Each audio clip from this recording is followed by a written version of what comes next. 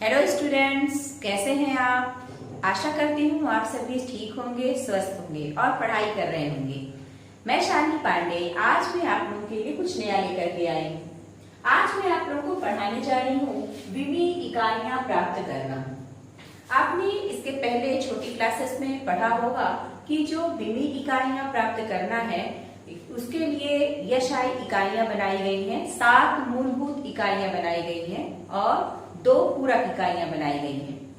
7 मूलभूत इकाइयों में कुछ के नाम हम यहाँ पर ले रहे हैं, जैसे लंबाई की इकाई है मीटर और इसको हम स्मॉल एम से प्रदर्शित करते हैं, रिप्रेजेंट करते हैं। दूसरा है जैसे द्रव्यमान को हम किलोग्राम कहते हैं, केजी से रिप्रेजेंट करते हैं। फिर उसके बाद है समय है सेकंड, यस। फिर उसके बाद है विद्युत धारा, एम्पियर, ए। फिर उसके बाद है ताप, केल्विन, के। फिर पदार्थ की मात्रा, मोल, MOL और ज्योति तीव्रता, कैंडेला, CD। 2 पूरक मात्रक भी हैं, जैसे समतल कोण, रेडियन और घन कोण, स्टेरेडियन। इन सब का उपयोग करके हम किसी अन्य राशि का विमी सूत्र या व्युत्पन्न इकाइयां किस प्रकार से प्राप्त करते हैं। जो ये विधि होती है व्युत्पन्न इकाइयां प्राप्त करने की, किसकी सहायता से की जाती है, वही 7 मूलभूत इकाइयों की सहायता से की जाती है, ज्ञात की जाती है। इसे विमी विश्लेषण भी कहा जाता है। कुछ हम एग्जाम्पल लेकर के चल रहे हैं विमी इकाइयां प्राप्त करने के लिए, जैसे चार या वेग। सबसे पहले हमको इसका फार्मूला पता होना चाहिए। 4 बराबर होता है दूरी बटे समय।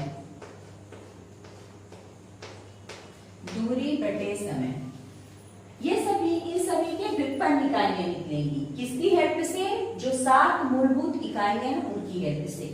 तो 4 बराबर होता है दूरी बटे समय। दूरी क्या है, एक प्रकार की लंबाई है और लंबाई का मात्रक होता है मीटर, स्मॉल एम से रिप्रेजेंट करते हैं।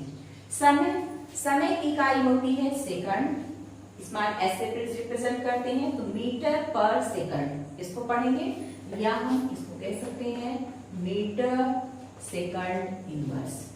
ये हो गई 4 की व्युत्पन्न इकाइयां या 4 का विमी सूत्र।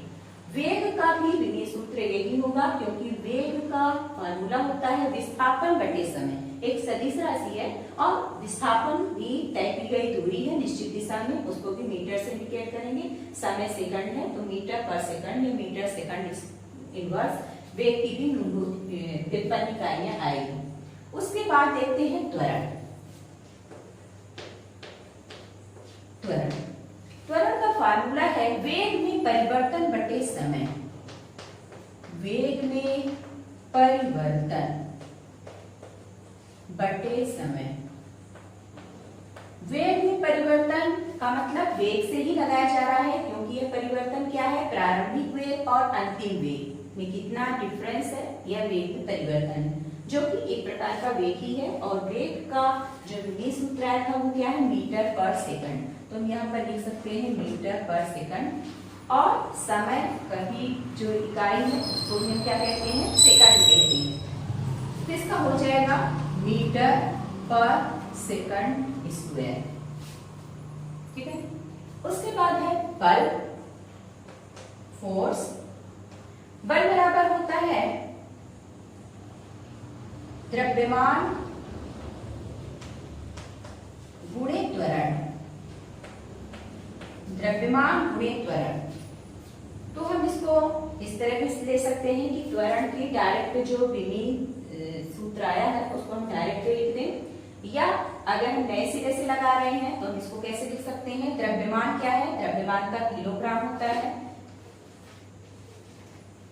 और त्वरण की फिर से डिफिनेशन लिख लें। वेग में परिवर्तन बटे समय।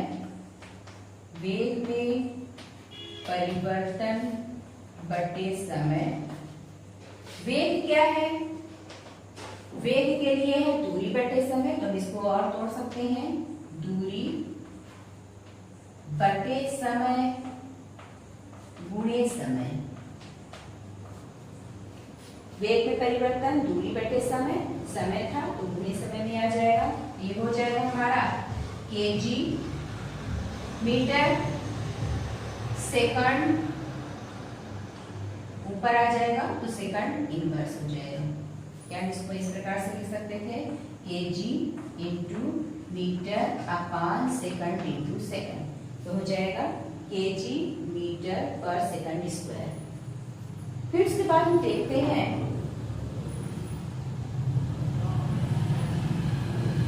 जो बल होता है उसको 1 न्यूटन भी कहते हैं। बल को हम क्या कहते हैं, 1 न्यूटन भी कहते हैं। तो 1 न्यूटन बराबर हो जाएगा किलोग्राम मीटर पर सेकंड स्क्वायर। अब नेक्स्ट देखते हैं कार्य। अब हम देखते हैं कार्य के लिए। कार्य का फार्मूला होता है बल गुणे दूरी। अब हम ऐसा भी कर सकते हैं कि बल का डायरेक्ट विमेय सूत्र यहाँ पर लिख देते हैं और इनटू दूरी कर देते हैं, तो एक आ जाएगा।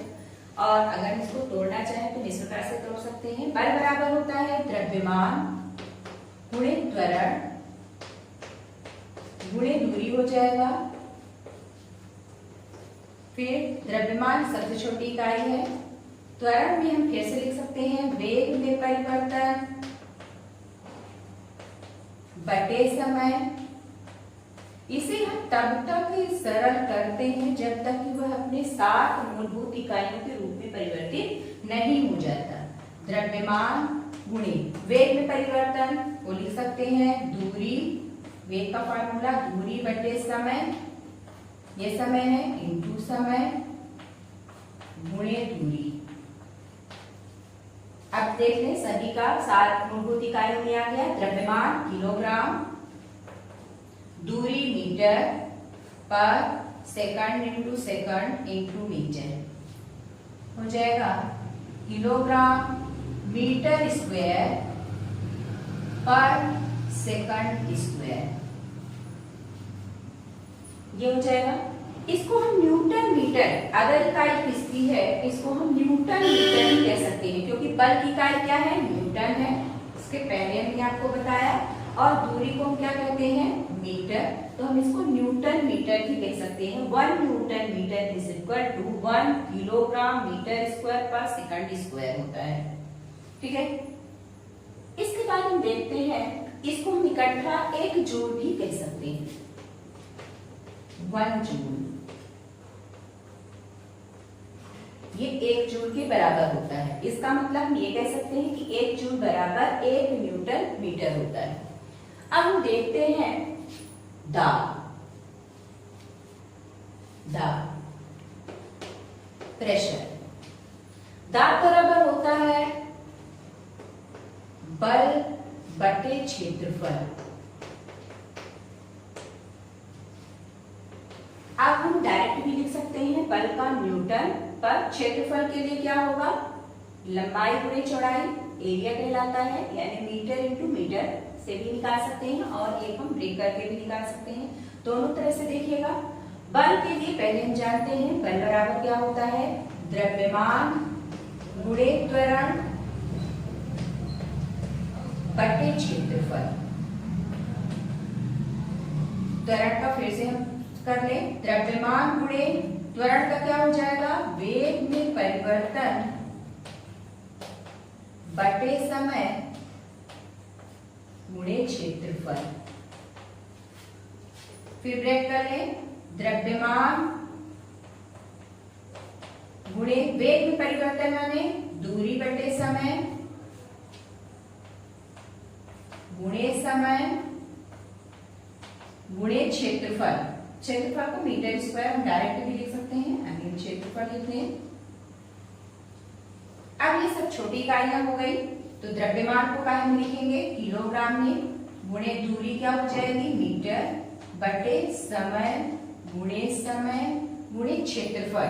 क्षेत्रफल का लंबाई और चौड़ाई, लंबाई भी हमारी दूरी ही है m हो जाएगा और चौड़ाई भी दूरी हो जाएगी m हो जाएगा। जो कैंसिल हो रहा हो तो हम कैंसिल कर देते हैं, तो हमारा हो जाएगा किलोग्राम